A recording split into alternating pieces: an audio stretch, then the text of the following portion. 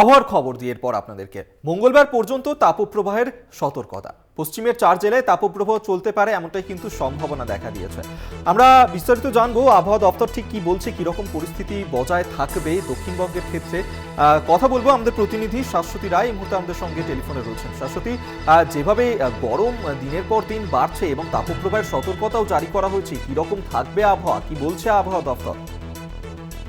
দেখো, শনিবার থেকে মঙ্গলবার পর্যন্ত তাপপ্রবাহের পরিস্থিতি বজায় থাকবে পশ্চিমের 4 জেলাতে। তার সঙ্গে সঙ্গে অস্বস্তিও উঠবে চরমে। সেক্ষেত্রে উত্তরবঙ্গে ভারী বৃষ্টি চললেও সেটি বর্ষার বৃষ্টি নয়, কারণ দক্ষিণ পশ্চিম মৌসুমী বায়ু যে অক্ষরেখা অবস্থান ছিল 31শে মে যে স্থানে উত্তরবঙ্গের, সেখানেই কিন্তু এখনো পর্যন্ত আটকে রয়েছে।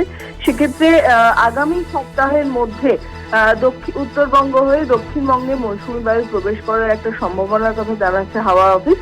এবং এই যে পরিস্থিতি তার জেরেই কিন্তু বৃষ্টি জারি রয়েছে উত্তরবঙ্গে, কিন্তু দক্ষিণবঙ্গের জেলাগুলিতে তাপপ্রবাহ জারি থাকবে এবং তাপমাত্রা পারদ কিন্তু আবারও ঊর্ধ্বমুখী এবং অস্বস্তি সব থেকে বেশি শহর কলকাতায় আর্দ্রতাজনিত অস্বস্তি কিন্তু বজায় থাকবে। সেক্ষেত্রে এই মুহূর্তে দক্ষিণবঙ্গে বৃষ্টির কোনো খবর দিতে পারছে না হাওয়া অফিস। বিক্ষিপ্তভাবে কয়েক জায়গায় স্থানীয় মেঘের সঞ্চার হয়ে বৃষ্টির সম্ভাবনা তৈরি হচ্ছে বিকেলের দিক থেকে। তবে এই মুহূর্তে দক্ষিণবঙ্গে বৃষ্টির কোনো পূর্বাভাস সেই অর্থে নেই। পশ্চিমের জেলাগুলিতে তাপমাত্রার পারদ কিন্তু আরো বেশ কিছুটা ঊর্ধ্বমুখী হওয়ার সম্ভাবনা।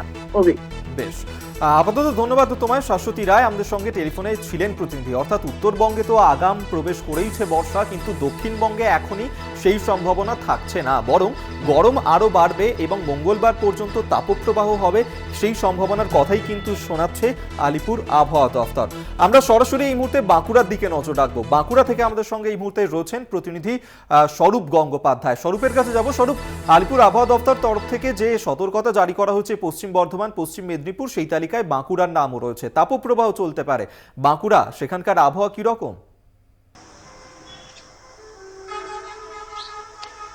দেখো শাশ্বতী, কিছুক্ষণ আগেই জানাচ্ছিল যে আর্দ্রতা জনিত একটা অস্বস্তি চরম মাত্রায় রয়েছে, সেটা কিন্তু বাঁকুড়ায় পরতে পরতে উপভোগ করা যাচ্ছে। কারণ হচ্ছে যে বাঁকুড়ায় যে তাপমাত্রার পারদ চড়েছিল বাঁকুড়ার এই পাথরের জেলা লালমাটির জেলাতে, তাতে এই অস্বস্তি কিন্তু ছিল না। কিন্তু বেশ কয়েকদিন ধরে যেভাবে আর্দ্রতাজনিত অস্বস্তি বাড়ছে, তাতে কিন্তু নাজেহাল জেলার মানুষ। একদিকে সূর্যের প্রচণ্ড তাপ, 40 ডিগ্রি তাপমাত্রা, এবং তার সাথে সাথে সামিল হয়েছে আর্দ্রতাজনিত অস্বস্তি। এই দুই মিলিয়ে বাঁকুড়ায় কিন্তু একটা জমাটি ইনিংস কিন্তু শুরু করেছে গরম, এটা কিন্তু পরিষ্কার।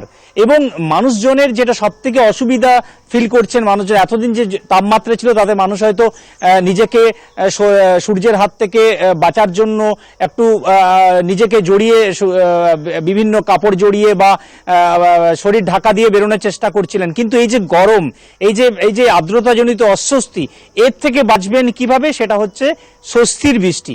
কিন্তু বাঁকুড়াতে গত পরশুদিনে হালকা বৃষ্টি হয়েছে, কিন্তু তারপরেও যে বৃষ্টি হয়েছে তাতে কিন্তু স্বস্তি পাননি জেলার মানুষ। তাতে ভারী বৃষ্টির প্রয়োজন রয়েছে এই মুহূর্তে।